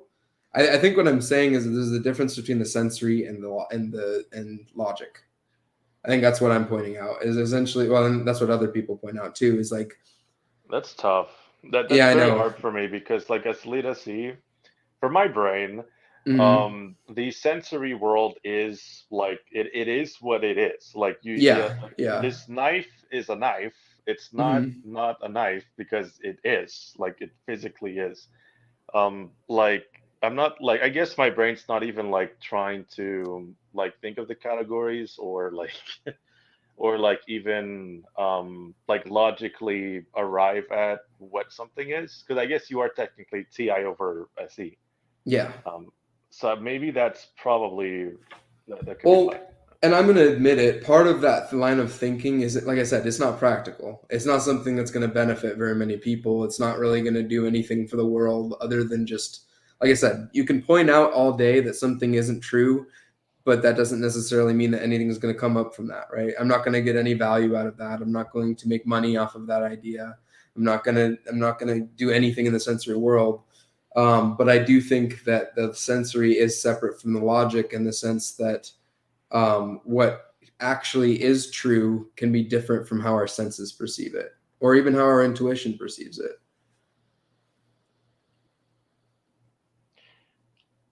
But that's also, like I said, it's a slippery slope. It's not actually like really relevant to anything.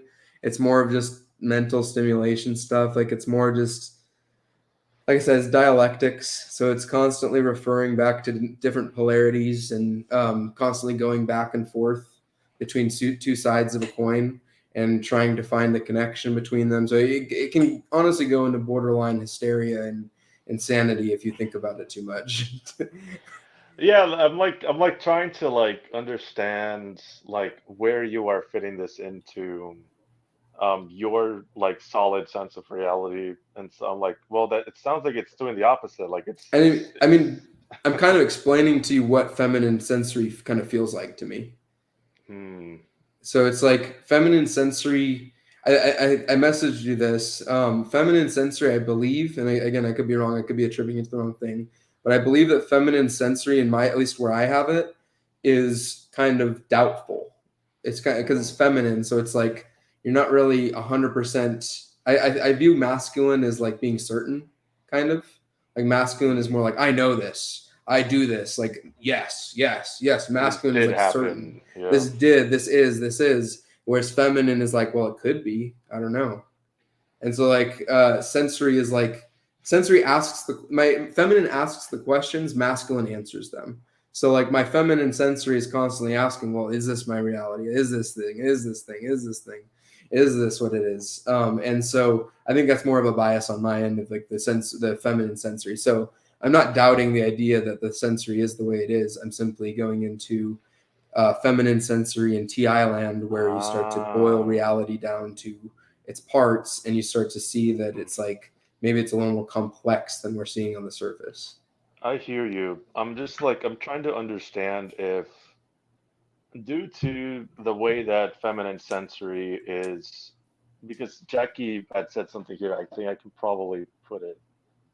Um, there we go. So she said this, and so now I'm trying to understand if Yeah, I would you agree with that. are ending up like because like okay, so like I'm trying to understand if you are um ending up talking about reality or if you're ending up talking about the theory of reality. Like it's that the difference? Yeah, I mean, essentially, I'm going into the theory land of intuition and going into theorizing what is and stuff like that. So it's not. I mean, it's But kind of. I think do it's you need partially that theory to be grounded though? no, and that's part of it. That's part of what's different about feminine SE is that like I don't think I actually need it to be 100% grounded, but that's partly my problem. So like it's like it's I find reality to be boring, so it might just be me trying to come up with ways to make reality more fun. And so like it might be just ways for me to kind of gamify life and kind of turn it into a puzzle that maybe it doesn't need to be. But it's kind of stimulating to me to do that in a way. So it's like it's kind of fun for me in a way. Wow, that's blowing my mind. Yeah. Um, okay, that's a very clear. I think I understand it now. The Yeah. difference is feminine sensory will create theories, but those theories don't necessarily like literally like stick Yeah, it onto. doesn't necessarily mean it's like it's not like a it's not like I'm creating a theory about it's not like I'm saying, "Oh, I wonder if that ball is going to fall at that speed." Like, you know what I mean? It's not like a physically grounded theory or a hypothesis. It's like I wonder if the sky is even real. Like that's the type of like theory that it goes into of like it's kind of it's kind of like absurdism. It's kind of like Yeah. absurdism thought of like I wonder if this reality is even real. Like I wonder like it's asking every question imaginable essentially. So it's like Mm, rather than just accepting reality, it's like questioning reality essentially. interesting. Because I'm also partly like trying to understand your feminine sensory, just to like in general, also just to understand the difference better.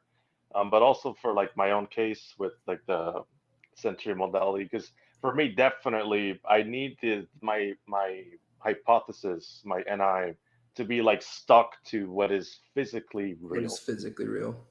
Like if it's outside of that, I'm like, why are you there? Like why like it scares me because I feel like you're like I'm questioning in my head like is this going to rope back to physical reality? Right, Like right. yeah. Yeah, no, I mean like my brain doesn't go to physical reality first. It's like a second thought, essentially. So Mm, it's like, oh, and like I said, it's more like a mental game. That's really what it is. It's really just a mental game to kind of stimulate my brain to a way that I like. And I think it's more TI stuff of like wanting to figure out something. So it's like I create puzzles for myself to solve kind of thing. mm, Um, but mm, yeah, I mean, I that's part of the reason why I didn't understand why I was SC dominant.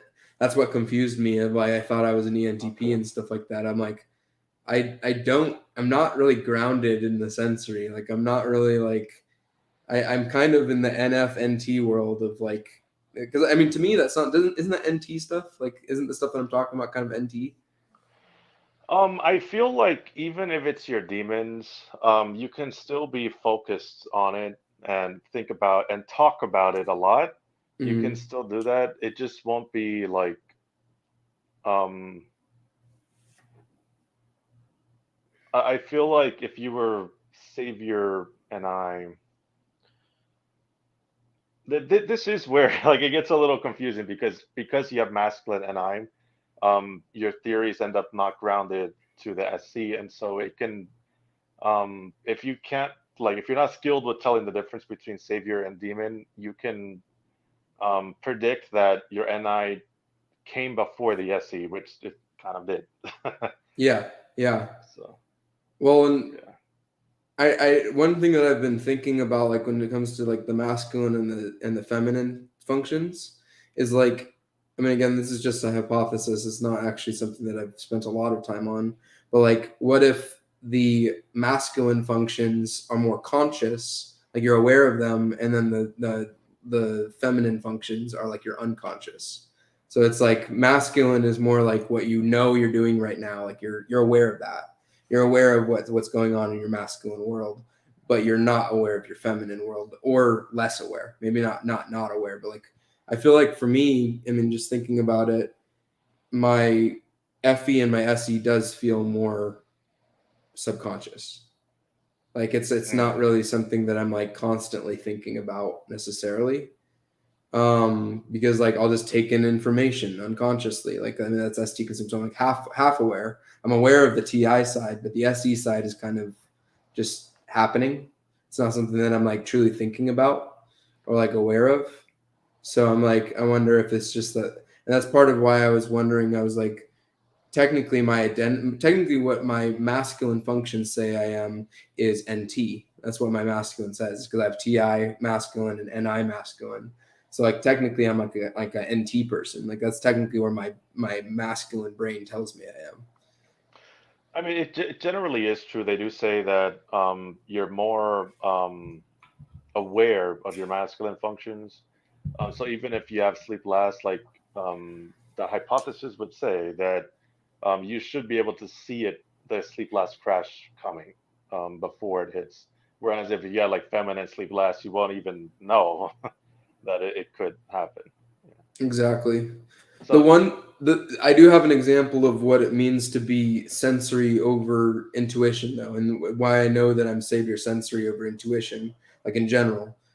And Ian pointed this out to me too, because like essentially I'll gather the information first, and then I'll organize it later in my NI framework. I'm not making guesses at the beginning, right? So like I'm not necessarily making guesses at the beginning. I'm making guesses afterwards. So I gather the information, and then I'm making guesses about that information. so I'm just going to guess um, Mm-hmm. that in that process, like you gather a lot of information and then you start guessing. Mm-hmm. Is there like a period of time in between, like okay, is there a period of time when you first start guessing that those guesses are completely grounded to the sensory, and then you start to get more like N over S looking? Yeah. Yeah, I would say that's the majority of it. It starts out as just like, oh, what's that? What's this? What's that? What's this? Like trying to understand the definitions of something. Like it's all ST consume. And then once I understand something, then I go into the, well, why is that there? What is that? Oh, I wonder why that is. And then I start coming up with like these theories as to why something is happening the way it is. And it's like that's where it's like those systems and stuff like that. And that's why when I get fully engrossed and like whenever I'm in a business, like for instance at Verizon, I see a bunch of different problems after being there for a little while. And I was seeing these problems at 3 months in, where I'll see these things that need to be fixed. But what's frustrating is that like when you talk to management, they say they can't fix them because they don't want Mm. to, or because of conformity, or because they can't do it because of other things. It's like I'll see these things and I'll even gather, and then after I make those hypotheses, then I'll ask people if that's what they actually want, because most of my stuff is like SF play stuff in the business. It's like I make these hypotheses like, what if we had a vending machine in here? Would people be more happy in here because they're waiting an hour for a consultation? So it's like they get hungry and they get thirsty and they have all these sensory needs. And if we had a vending machine in there, which I could operate, which is part of the thing, because I'm into the vending machine game. Um, I could operate a vending machine and it'd be a win-win because people have been complaining about a lack of food and drink here. And so people would not, when people are spending $300 to $600 on a transaction, they're not going to care about that $1.50 that they're spending on food or water. Hmm. And so Interesting. I was simply proposing stuff like that. And like I noticed a bunch of issues with the system that we have. Like there's a bunch of inefficiencies with how our software works and stuff like that. And like I don't know the actual like sensory. That's the other thing is that I don't always know the exact sensory detail that will fix it, but I know how to identify the problem and I know potential solutions or like more big picture solutions. So like let's say I look at the software. I'm not a software engineer at all. Like I don't know anything about coding or anything like that, but I can identify when I click this button, it should lead to this, not this. Hmm. It's more logic based. Like it's more like this is an illogical, unintuitive system. We need to make it more intuitive and more logical. Hmm.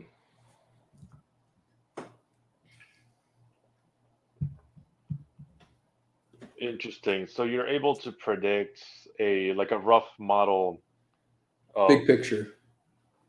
okay.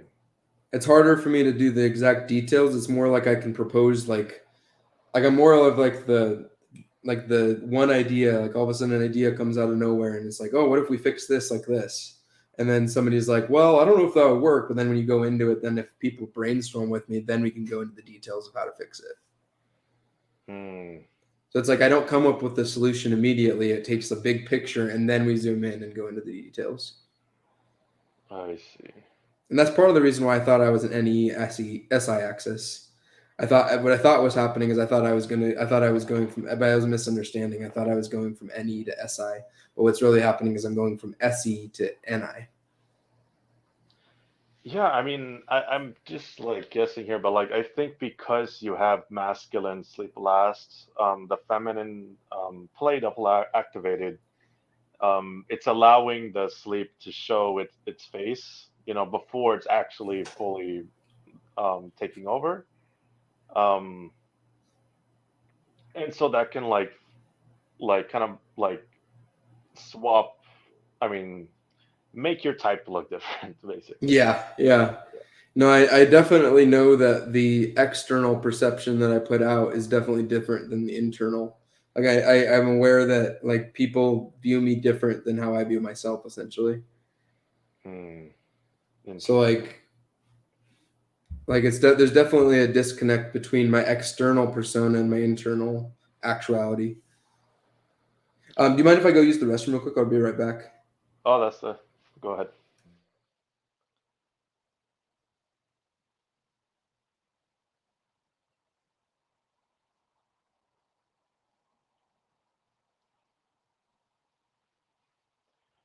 All right. Any viewers have any questions?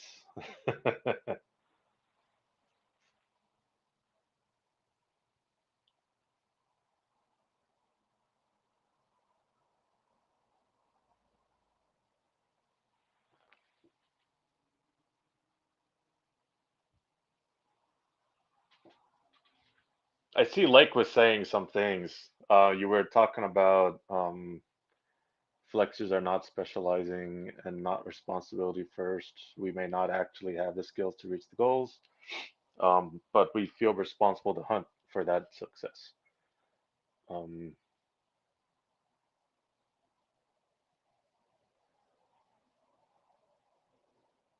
yeah, yeah, it does feel like we, it's like we put ourselves in an uncomfortable position to be forced to achieve that vision. Yeah, interesting. All right. And then you were also saying that the arrogance of Flex makes it not notice sometimes that the reality just doesn't match the goal. Yeah, they were talking about how number ones can be delusional. Um, so I think that would mean like, yeah, like you have to be delusional about. Hmm, I guess like the delusion comes where you're like aiming for things that are bigger than was probably reasonable to expect from yourself. Um,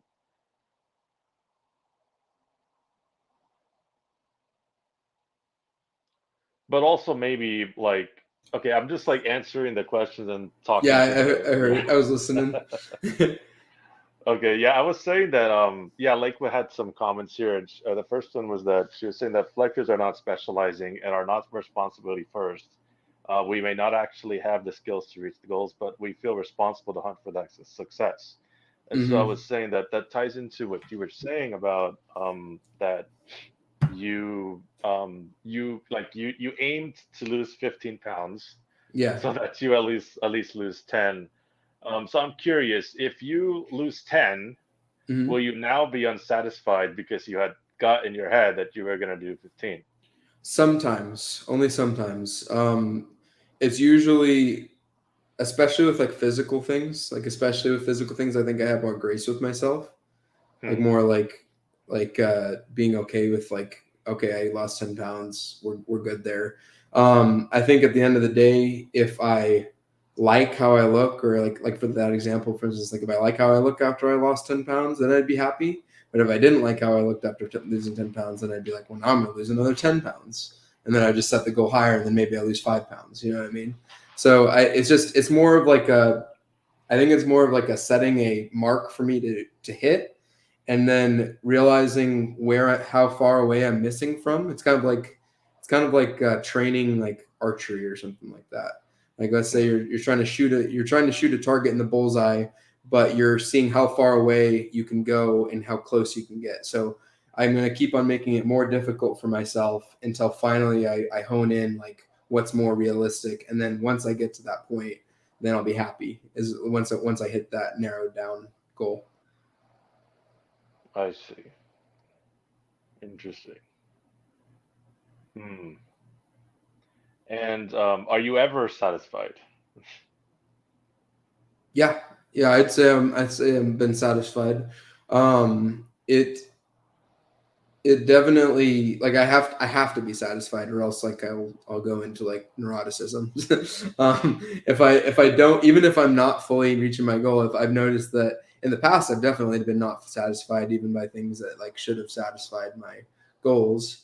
But like I have to put myself in that mindset. I have to force myself to be satisfied, even if on the surface I might not be.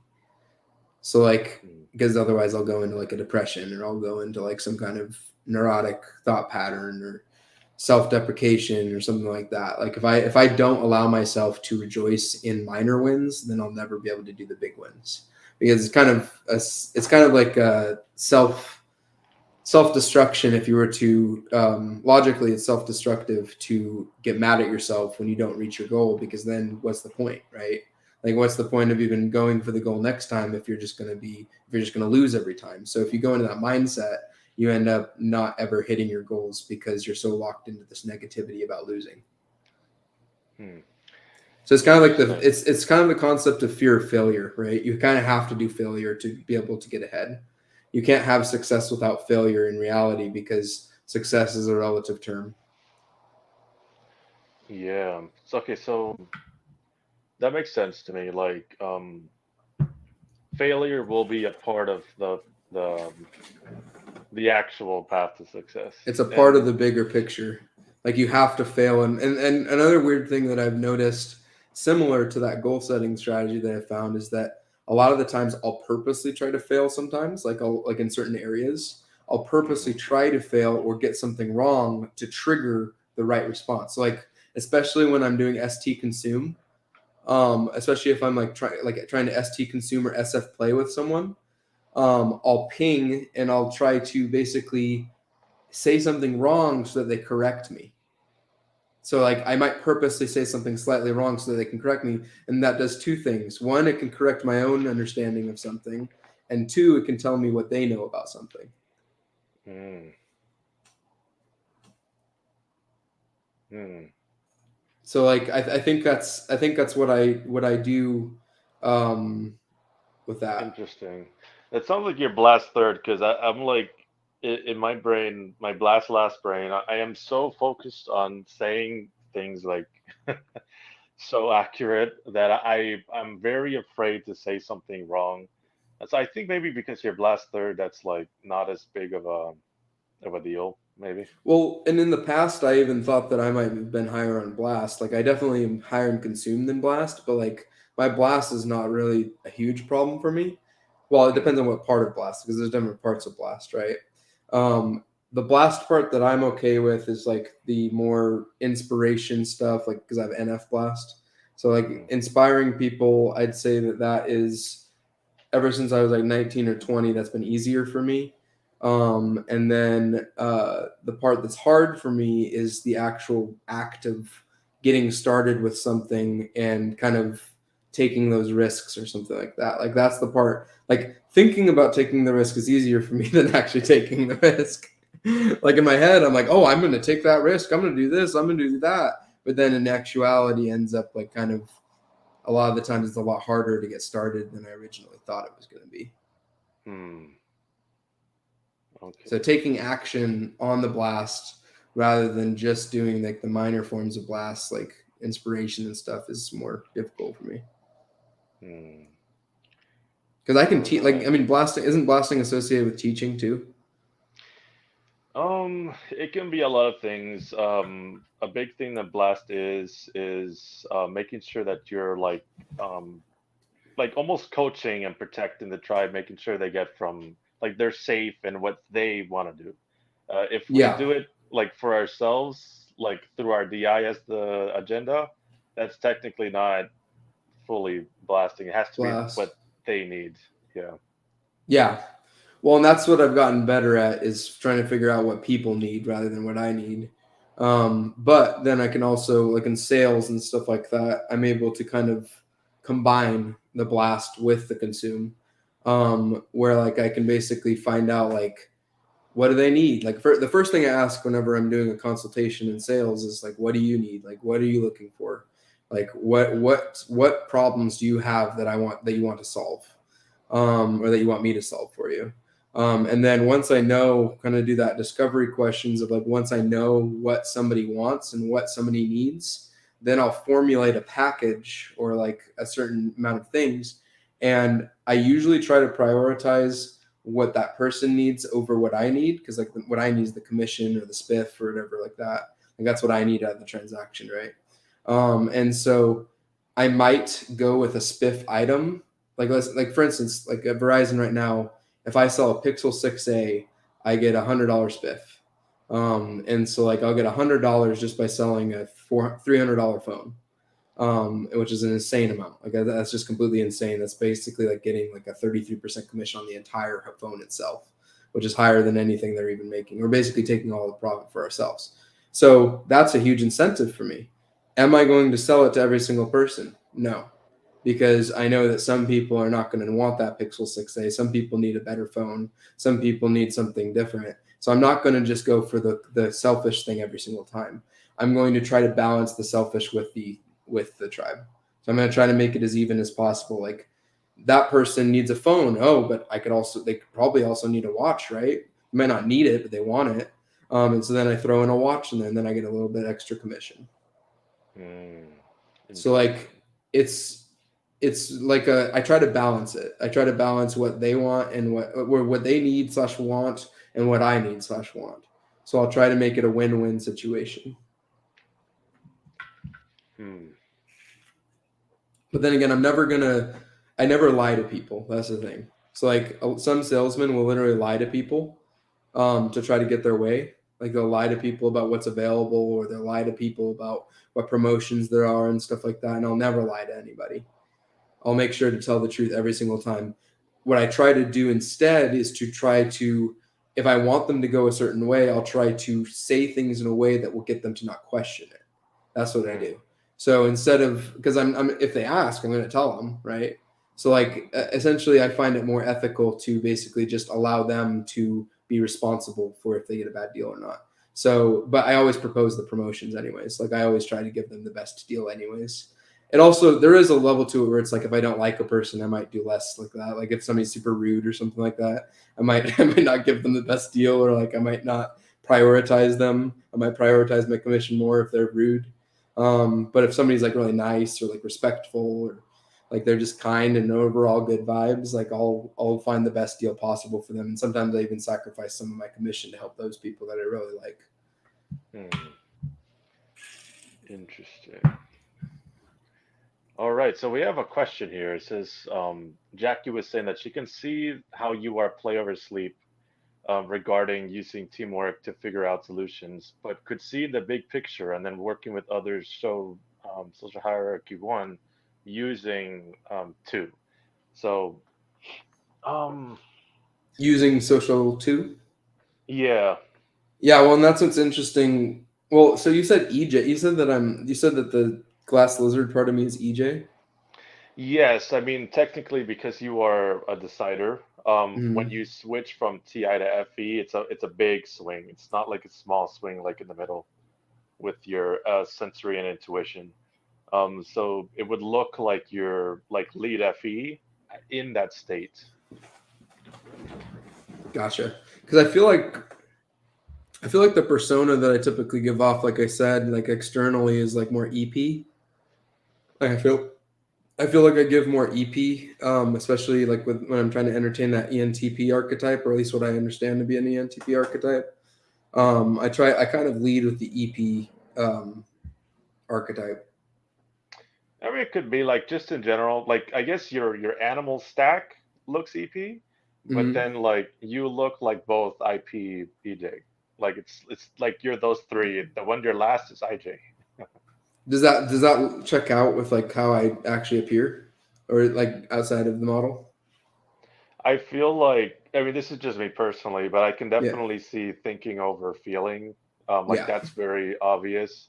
I feel like if you were just asking me based on like just like vibe, um, Hmm.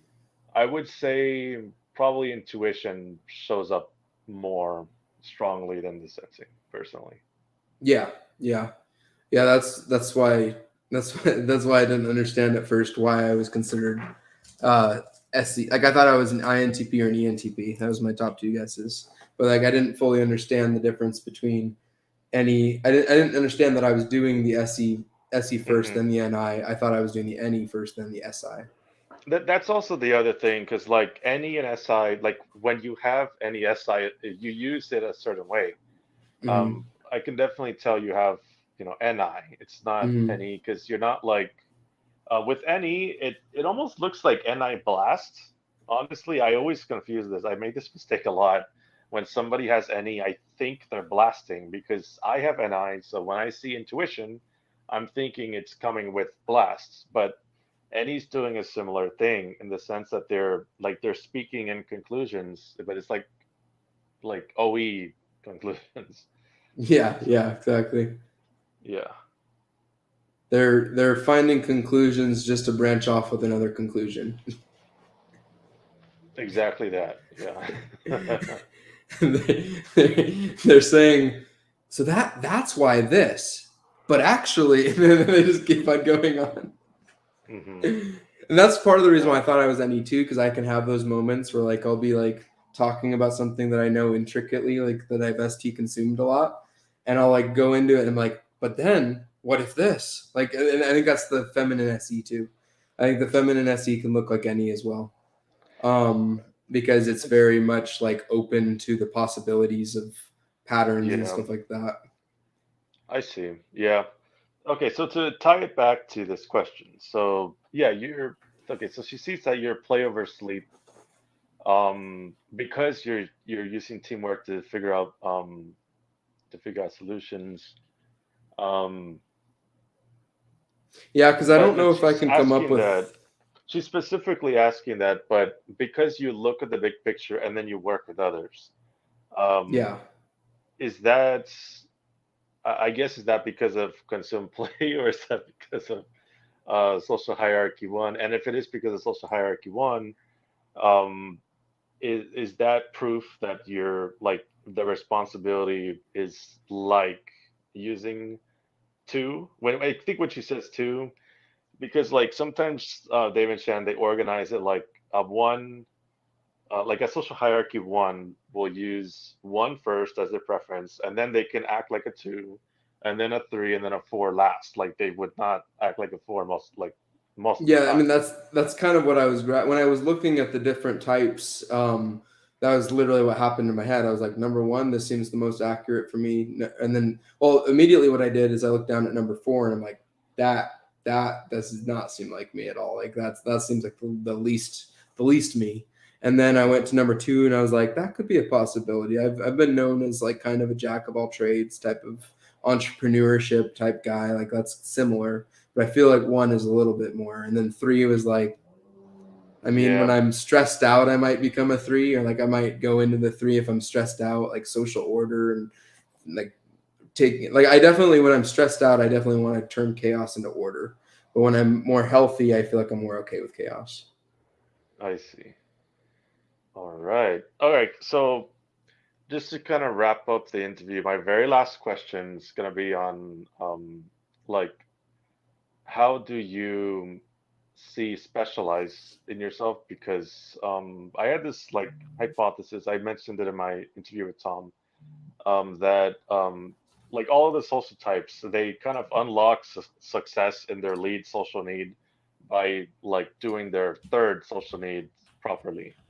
So, do you feel like whenever you do end up specializing, you have like a sort of like good luck to end up achieving all of your goals? So if I specialize, do I feel like I do better with achieving my goals? Yeah. Yeah.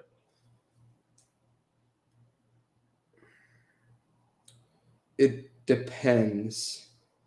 I think most of my I feel like a lot of the time I do better if I have a multifaceted skill set. Like I feel like I definitely don't specialize that often. Like I'm not narrowing myself down to one thing. Like I'm not narrowing myself down to one role like we talked about earlier. So like I'm trying to like kind of have a more even keeled dip in different areas. Mm, There are roles that I suck at. Like there's roles like specifically like manual labor type roles, those types of roles. Like anything having to do with using my hands and like getting into the nitty gritty with the physical things, like mechanical things. Like outside of the only thing that I've been able to master is like computers. That's like the only mm, thing that I was able to master was computer hardware. But like maybe that's more of like a I don't know. Maybe that was just because I was passionate about it. I'm not saying that I can't do the laborious, but like I definitely my if I were to have one category of life is the sensory that I feel like I suck at when it comes to doing like hard labor, like traditional masculine jobs. mm. Like I suck at that stuff. Like I cannot go in and like do the physical. It gets very demotivating and very de-energizing very fast. I can do weightlifting, but it's not the same to me. Mm. Interesting. I think it's the difference between physical problem solving and mental problem solving. Does that make sense? It's like physical problem solving would be like, oh, the dishwasher's broken. What kind of mechanical part can I fix? Whereas the mental problem solving is like, oh, I have this big grand issue. How can I condense it into fewer parts and pick it apart and make this new system? Hmm. Like I'm more systems focused than physical focused. Mm. I have a hard time with the only reason I was even able to get into computer building was because it was personally beneficial to me at the time because I was interested in it and I liked it. That was back in like when I was like 16 or 17 or something like that. That's when I got into computer building. Interesting. So you like to systemize your way into a solution. Um, Interesting. Because they also have tied together number twos, like anybody with a responsibility. They create like a system to fix those problems. But you're also lead TI, so I'm like, could be, Yeah, it yeah, could be exactly. anyone. Yeah, no, one and two are my top two types. Like if I were to guess, like it's between one and two for sure. Um, it's just a question of which one. I mean, I think the overall type one fits me the best. I don't think that any of them are going to be 100%. I also don't know if anybody can be 100% of any of them. Like I would imagine that we have certain percentages of like where we dip into each type. Like Hmm. maybe I'm 70% type one and 30% type two or something like that. I don't know. Hmm. Something random like that. Yeah, I'm hoping we will find out like eventually that like if there are any sort of subtypes with social Or types like on a that could spectrum. Like help explain things. maybe each one's on like a spectrum of like how much more one are you or how much more two are you or something like that. Like where are you on the spectrum of things between I each one? see. Interesting. Because like I mean, maybe it's just my feminine SE, but like um, I don't think that it seems accurate to narrow somebody down to just one thing. And I know that technically you have to have like I with the OPS system, it is a little different because it has like multiple coins that are all going into one bigger picture. So it has like multiple working parts.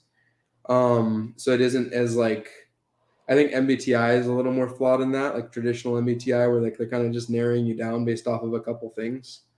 It's like Hmm. too much NI or too much OI.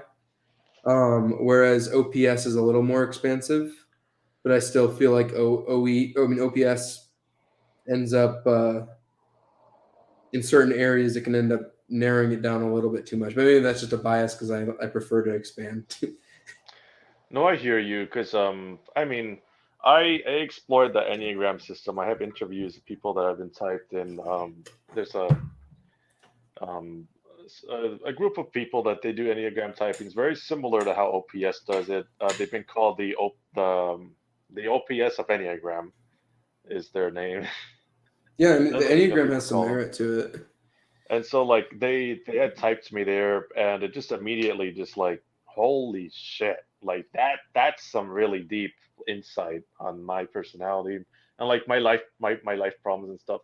And so that kind of clicked for me. I'm like, okay, well, OPS is definitely, hitting on things, but there are other systems that hit on things too. And the systems that do hit on things, it tends to be because they have a similar approach to OPS in the sense that they are also objective. So yeah, uh, it definitely I feel like OPS is showed me very that. NI. Yeah. OPS is very definitely NT consume. What's Ni plus TE? Blast. NT Blast. It's blast. very Yeah. NT blast. Hmm. I feel like that's what the majority of OPS is NT blast, which Hmm. makes sense because Dave and Shannon are both NITE users. Yeah, it's a very specific way of thinking. Like at least in the Enneagram, you probably know this because you were already talking about the instincts. But like, there's body types, heart types, head types. Mm-hmm. OPS is very Triads. OPS is very head type focused. Yeah. It's like you're mentalizing everything and coming Yeah. down to your binary through that mentalizing. Yeah. Um, Whereas like Enneagram is a little more body center focused, where you're getting an impression from somebody and you're seeing like where does that lead to in other sensory places, I guess. Right. Right. Yeah. No, I think OPS is more masculine too. Like it's more masculine NT blast type thing.